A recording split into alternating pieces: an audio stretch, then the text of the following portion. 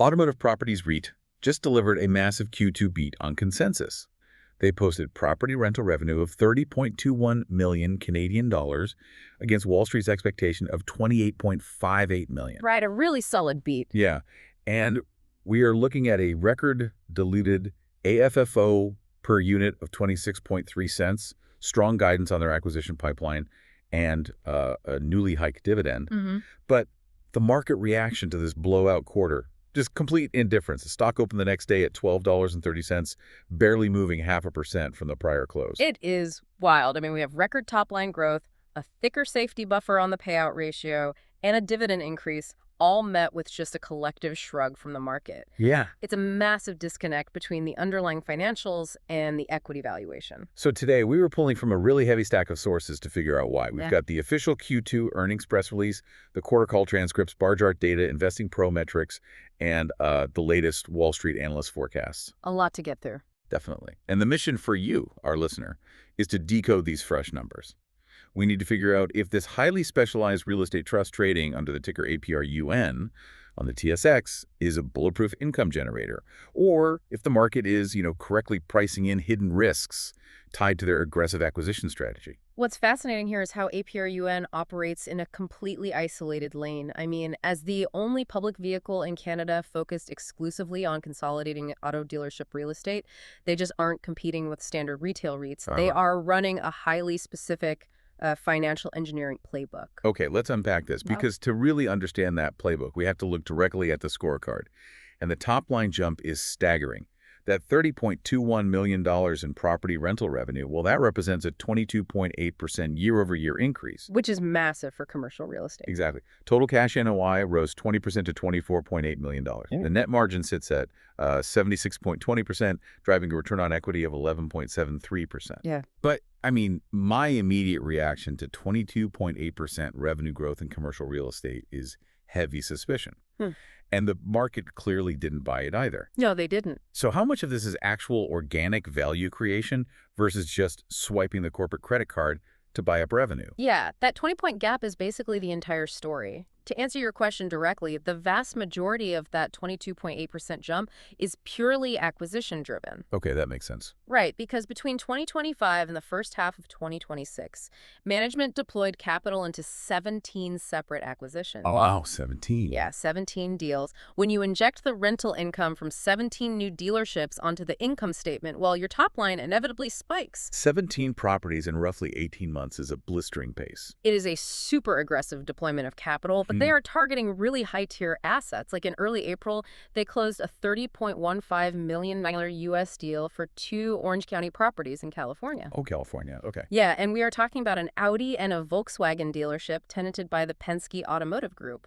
Wait, Penske. I mean, they are a massive publicly traded blue-chip operator. Exactly. Adding that caliber of tenant instantly elevates the portfolio's revenue profile. But, it demands significant upfront capital. Right, which brings me to something I found when I cross-referenced that massive headline growth with the same property cash NOI. Let's hear it.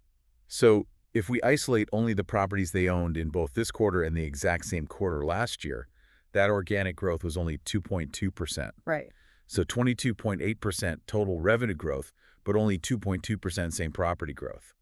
That organic growth feels really anemic compared to the headline. I get why it looks that way, but if we connect this to the bigger picture, 2.2% same property cash NOI is actually the designed operating temperature of this trust. What do you mean? Well, that metric represents the contractual rent escalators baked into their long-term leases.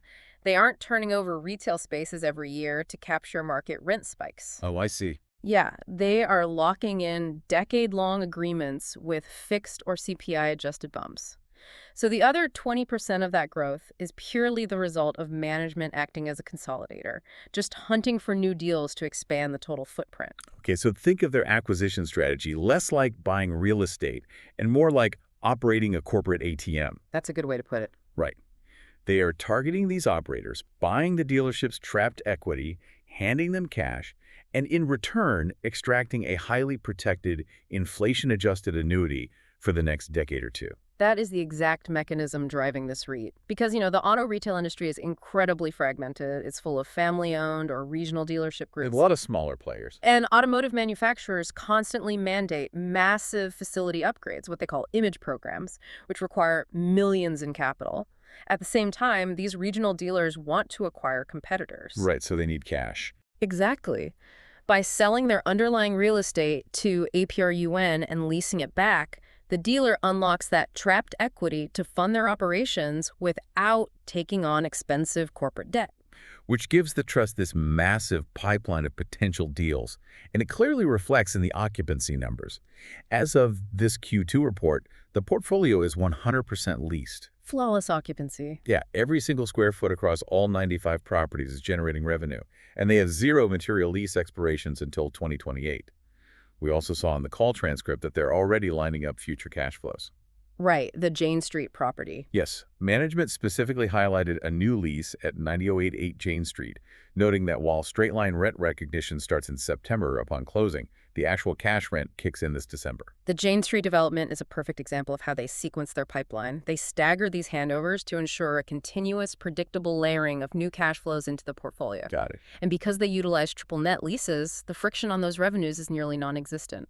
Because the tenant pays for everything, right? Exactly. The tenant absorbs the property taxes, the building insurance, and all the maintenance costs. APR.UN essentially operates as a capital allocator, collecting a very clean rent check, which is exactly how they achieve that 76.20% net margin.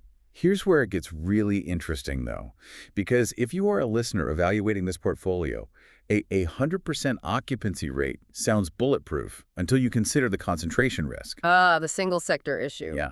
They own 95 properties, all tied to a single retail sector. More specifically, 7 of those properties are tenanted by Tesla. If the auto market hits a severe recession, you're just dealing with one bad tenant. You are facing a systemic sector shock. That concentration is definitely the inherent risk of a pure play REIT. If consumer credit tightens and car sales plummet, dealership operators feel the squeeze. A huge squeeze. But this raises an important question about the underlying asset value versus the tenant's immediate cash flow. Dealership real estate requires highly specific zoning and prime metropolitan locations. Right. You need high traffic, highly visible corridors in markets with strong GDP and population growth. So they aren't buying like industrial warehouses on the outskirts of town. These are massive footprints in prime commercial zones. Precisely. If a specific dealership operator defaults, which is rare given the manufacturer's support in franchise models, the underlying dirt remains incredibly valuable. Because of the location. Right. It can be released to a different auto group or redeveloped entirely. The land itself acts as a massive hedge against tenant failure. But the Tesla properties specifically introduce a totally different variable. Tesla operates on a direct-to-consumer model. They bypass the traditional franchise dealer network entirely. They do. So while APR.UN benefits from Tesla as a tenant right now, doesn't the rise of that sales model threaten the other 88 properties? No. If OEMs shift toward online ordering and direct delivery, the massive multi-acre showroom footprint becomes obsolete. It is a profound structural threat to the legacy auto retail model, absolutely. But the real estate implications are more nuanced. Even in a direct-to-consumer model, manufacturers need massive physical footprints for last-mile distribution, vehicle prep, and crucially, service centers. Service is still physical, yeah. Electric vehicles might require less routine engine maintenance, but they still need collision repair, tire servicing, and staging areas for software updates. The showroom might shrink, but the service and distribution footprint in these prime urban corridors becomes even more critical. So whether it is a traditional dealer or an OEM selling direct, someone still has to pay rent on that high-traffic acreage to physically hand the keys to the customer and service the vehicle. Exactly. The function of the building might shift from a sales floor to a delivery and service hub, but the strategic value of the location remains intact. Okay, but funding 17 acquisitions and locking down those prime locations requires an ocean of capital. That brings us to the balance sheet and ultimately the cash going into your pocket as an investor. Let's talk dividends. Right. The board just approved a 2.0% increase to the regular cash distribution. They are now paying 0.839 Canadian dollars annually per unit. Depending on the daily stock price, That pushes the yield right into the 6.7 to 6.88% range. A near 7% yield is the primary magnet for the retail and institutional investors holding this stock. For sure. And importantly, this is the second consecutive year they have raised the distribution. Yeah. They aren't just maintaining the payout, they are signaling confidence in the growing cash flow from these new U.S. and Canadian acquisitions. The numbers back up that confidence, at least on the surface. I mean, the AFFO payout ratio actually improved. It dropped from 80.7% a year earlier down to 78.3% this quarter. This is a solid improvement. Yeah, they're growing the dividend while simultaneously keeping a larger proportion of cash inside the business. That 78.3% payout ratio is the key metric proving that their acquisitions are actually accretive. The new properties are generating enough incremental cash flow to more than cover the cost of acquiring them. And that spread lowers the overall payout ratio and creates a much thicker margin of safety for the dividend during an economic downturn. I have to pull the alarm bell here, though. Mm-hmm. We cross-reference these pristine earnings with Investing Pro data, and Investing Pro assigns Automotive properties REIT a weak financial health score. Yeah, I saw that. That is a glaring algorithmic red flag staring us right in the face. When you dig into the balance sheet, their debt-to-gross book value ratio sits at 47.5%. They are nearly 50% leveraged. Mm. In an environment where debt costs remain historically elevated, how can a company with nearly 50% leverage and a weak health score safely hike its dividend? Well, the algorithmic weak rating highlights a fundamental limitation in how automated screeners evaluate real estate versus traditional equities. ISO. A screener looks at a 47.5% debt-to-GBV ratio alongside an aggressive capital deployment schedule and just flags the margin for error as dangerously thin. And frankly, 47.5% leverage is on the heavier end of the spectrum, even for a REIT. So if they hit a wall where they can't roll over that debt at favorable rates, the entire acquisition engine stalls, and that 7% yield suddenly looks like a trap. That is the bear case scenario, absolutely. However, you cannot analyze the leverage ratio in a vacuum. You have to weigh it against their liquidity and their collateral profile. Okay, what's their safety net? Management was quick to point out on the call that they have $64 million of undrawn capacity on their revolving credit facilities, but the real backstop is their unencumbered asset pool. Unencumbered meaning no mortgages. Exactly. They have 11 properties owned free and clear with zero mortgage debt attached, valued at $166.7 million. Oh, wow. So even at nearly 50% total leverage, they have a $166 million collateral safety net they can borrow against or liquidate if capital markets suddenly freeze. Right. That unencumbered pool acts as a massive shock absorber. But as an analyst, I do have to caution that navigating this balance sheet requires absolute precision from management, particularly given their recent strategic moves. Like the U.S. expansion. Exactly. Pushing further into the U.S. pipeline, like that $30 million Penske deal in California, introduces severe currency risk. Right, because they are raising capital and paying dividends in Canadian dollars, but acquiring assets and potentially servicing debt in U.S. dollars. Yes. The CAD to USD exchange rate becomes a critical variable in their return profile. If the Canadian dollar significantly weakens, the cost to acquire those U.S. assets spikes, which compresses the yield on those investments. That makes sense. If cross-border debt costs stay elevated, managing a 47.5% leverage profile becomes highly sensitive to macro shifts outside of management's control.